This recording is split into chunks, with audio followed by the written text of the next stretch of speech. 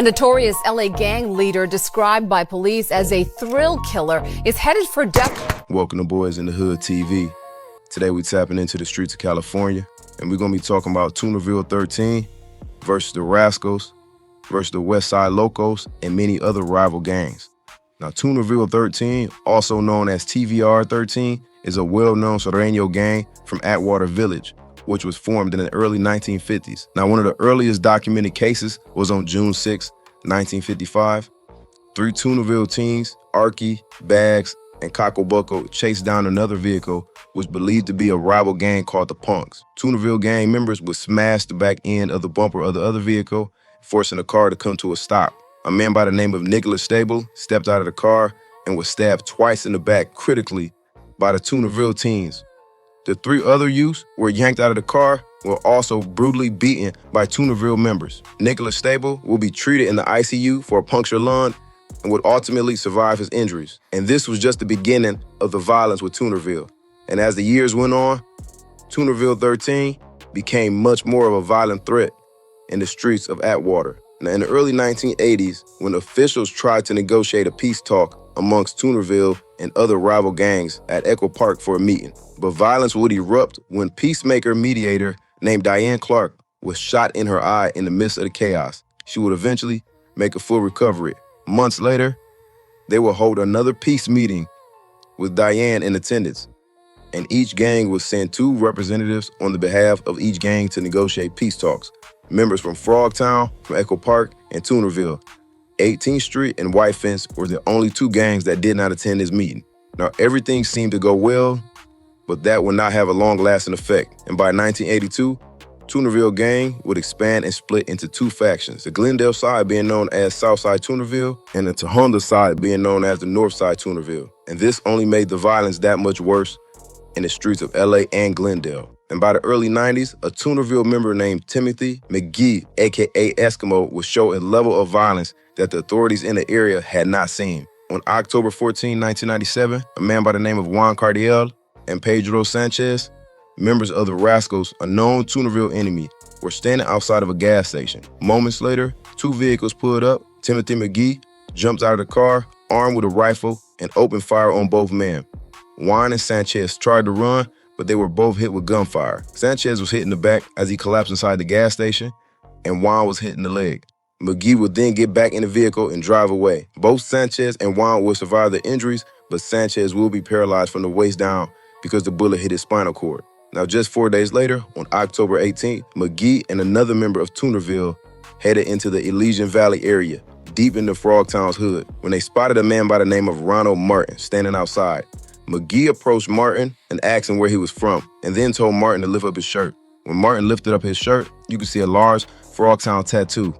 Immediately, McGee and the other Tooner member pulled out their guns and shot Martin over 25 times, and Martin would die at the scene. Then 2 years later, in 1999, McGee would get word that rappers from the Dog Pound, Corrupt and Daz, were in town at a studio in Atwood.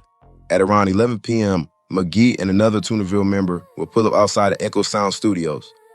Outside on the patio was Corrupt, Daz, and Corrupt's bodyguard named Dwayne Dupree, and other people outside talking. McGee and another man pulled up, hopped out, and moments later, McGee would open fire. 3 people were hit, which included rapper Jevin Jones, aka The Realist, a man by the name of Willer Divins, and Dwayne Dupree. McGee and the other shooters would flee the scene. EMTs would arrive, and Jones and Givens were transported to the hospital and treated. But sadly, bodyguard Dupree was hit multiple times and will be pronounced dead at the scene. Now, at this point, McGee's crime spree is just getting started. On June 3rd, 2000, McGee and another Toonerville member drove down Silver Lake Boulevard when they spotted 16-year-old Ryan Gonzalez, a known Rascal gang member. McGee hopped out of the car and immediately started chasing Gonzalez. McGee then would pull out his gun and start shooting at Gonzalez. Gonzalez would be hit multiple times as he collapsed on the ground. McGee would then proceed to stand over him and continue to fire his gun until the clip was empty. Ron Gonzalez would die at the scene. Just 1 month later, in July, McGee was at home listening to the radio scanner after hearing that the Toonerville members, Mario, Roman, and Joseph, were being chased by LAPD after a robbery. At some point in time, the Toonerville members who had just committed the robbery would head right directly into Toonerville hood. on Beaman Street and Brunswick Avenue.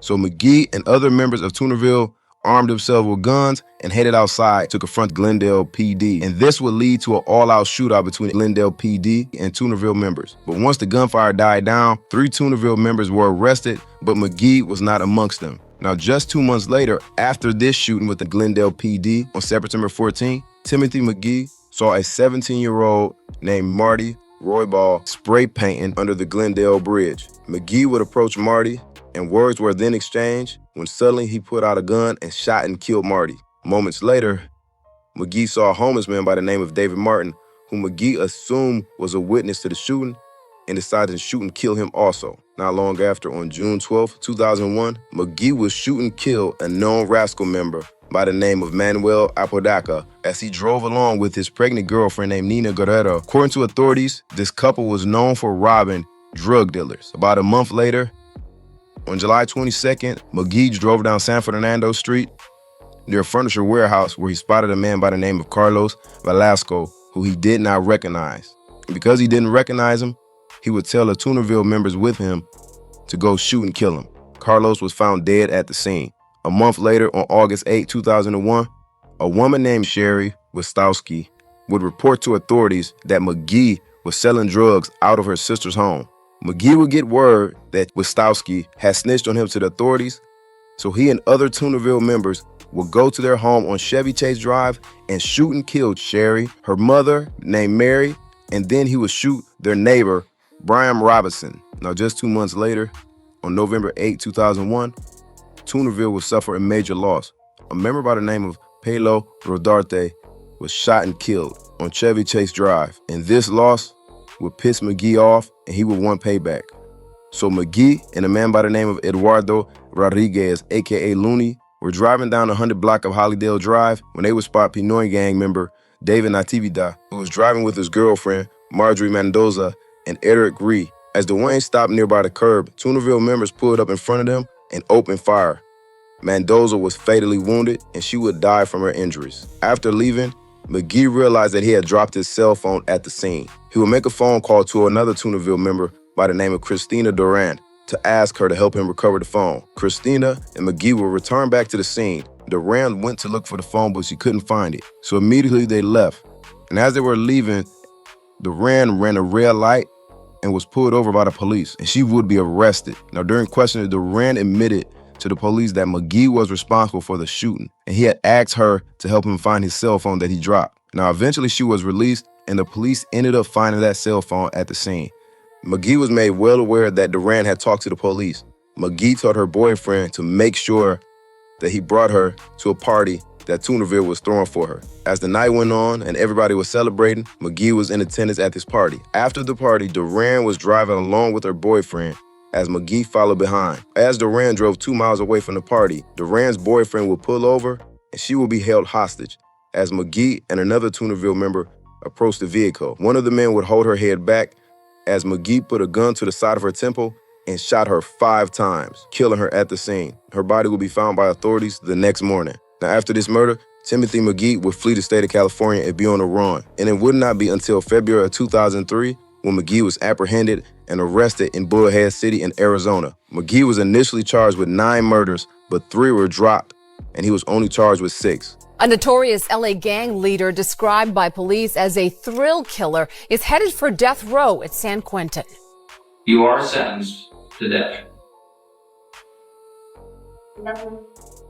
35-year-old Timothy McGee, seen smiling and laughing during the sentencing hearing, was convicted in October of 2007 of killing 2 gang rivals and a woman. One of the victims was shot 28 times. McGee also opened fire on police officers during an ambush, but they weren't hurt.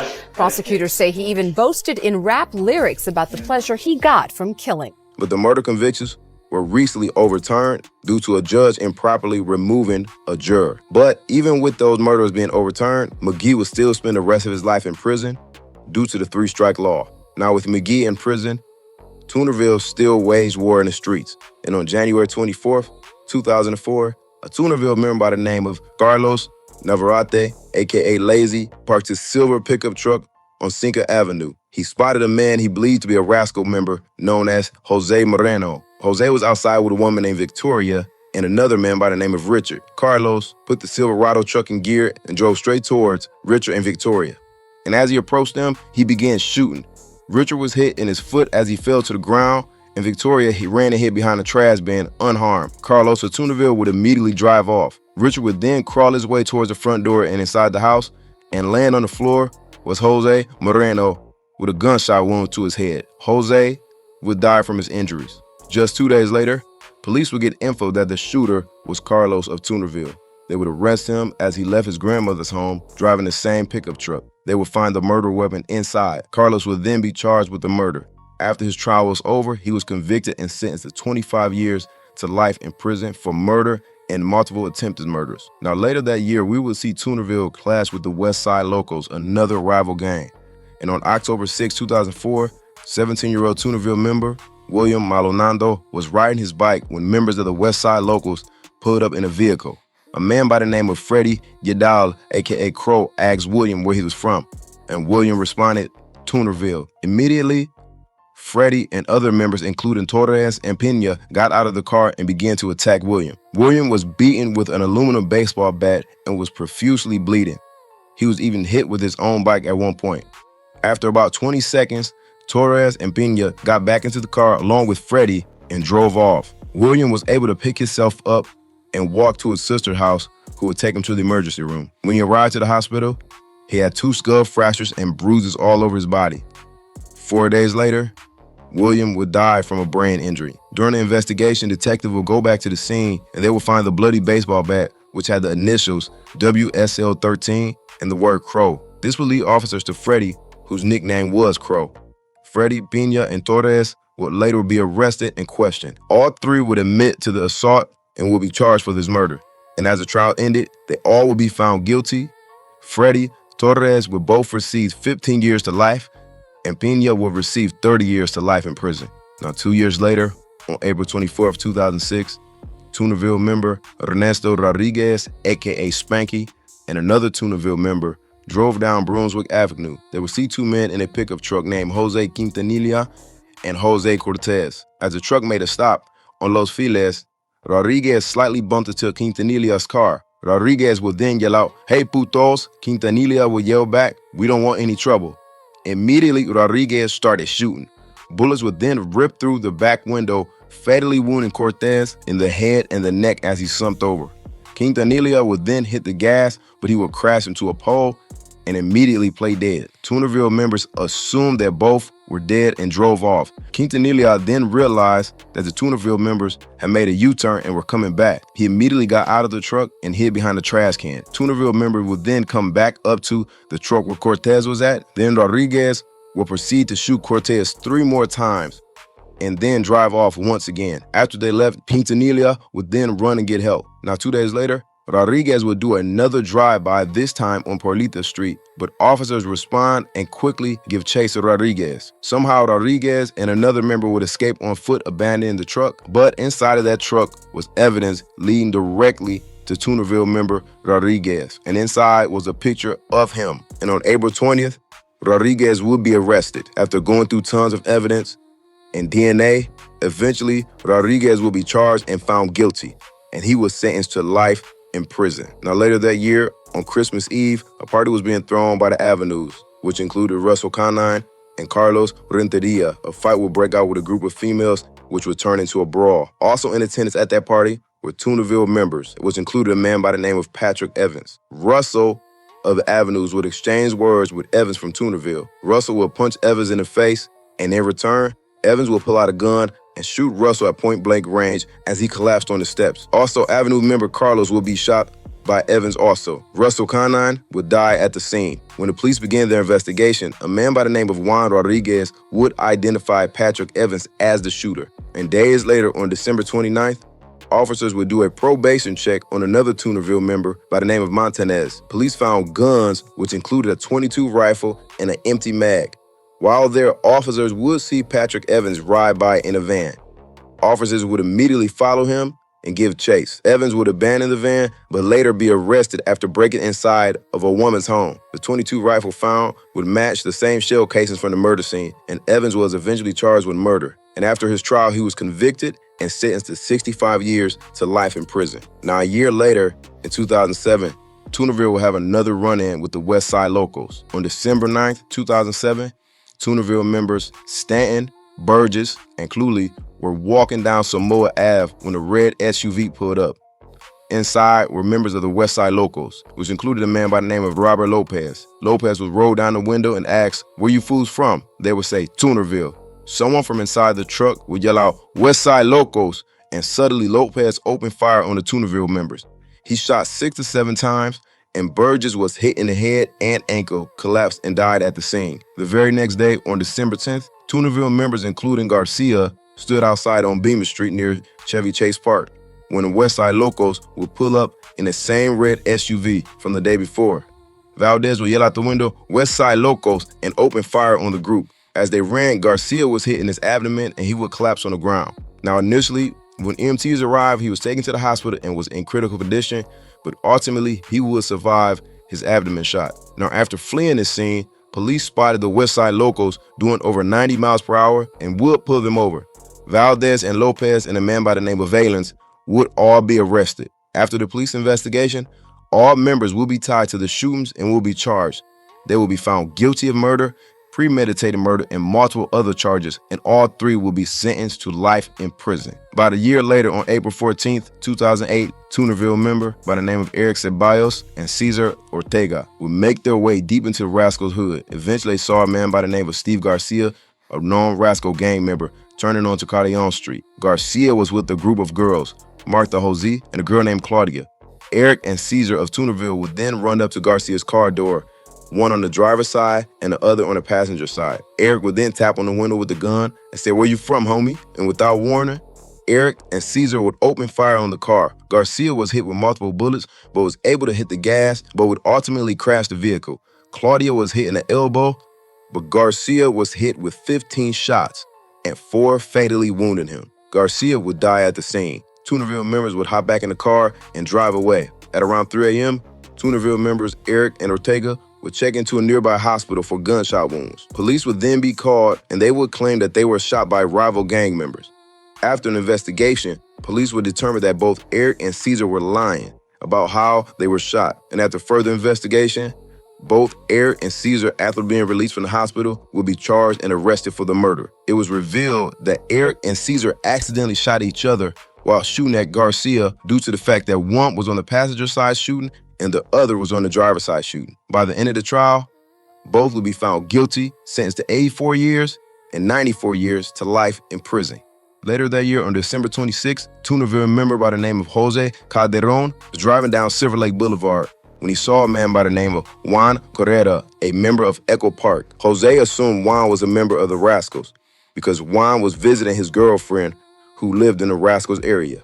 After the two noticed each other, Jose Calderon would then open fire on Juan Correa, who in return would shoot one time and attempted to run. But as Correa attempted to run, he was hit once in his back and he would collapse on the pavement. The bullet traveled through Correa's body and hit an artery, causing him to bleed out. Jose Calderon would then flee the scene. Once the EMTs arrived, Juan Correa was transported to the hospital where he would then be pronounced dead. Not long after this, Calderon would then call another Toonerville member by the name of Gabriel. Jose would admit to killing Juan.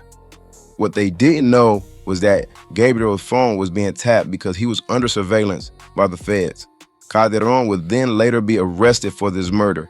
And during the trial, he would admit to shooting Juan Correa only because he was in fear of his life. But the jury did not believe his self-defense theory, and he will be found guilty of the murder, and he was sentenced to 40 years to life in prison. Years later, on October 14th, Toonerville would take a major loss. Well-respected member by the name of Triggs would lose his life. Well, they're just now getting ready to reopen this crime scene on Laurel Canyon Boulevard near the intersection of Victory Boulevard, which this afternoon erupted in gunfire. Now, police have not identified the victim of this shooting, but friends here tonight confirm it, and social media lit up with condolences with the news that Triggs was dead. The artist known as Triggs had an appearance that can be jarring. Tattoos covered nearly his entire face and head, but his friends say you shouldn't let his appearance fool you. You know what? Triggs is a real nice guy. It's that simple. He's a very nice guy. His father loves his family. A little before 6 tonight, police say Triggs got into some kind of altercation with another man. During the altercation, we have a victim that sustained a gunshot wound to the torso. Came to the bank, to Wells Fargo, and I heard the gunshots. How many gunshots did you hear? About four shots. The unnamed suspect took off, leaving Triggs to die on this North Hollywood sidewalk, just feet from a tattoo parlor where friends and family gathered tonight. I want to thank everybody for watching, and I'll see y'all next time.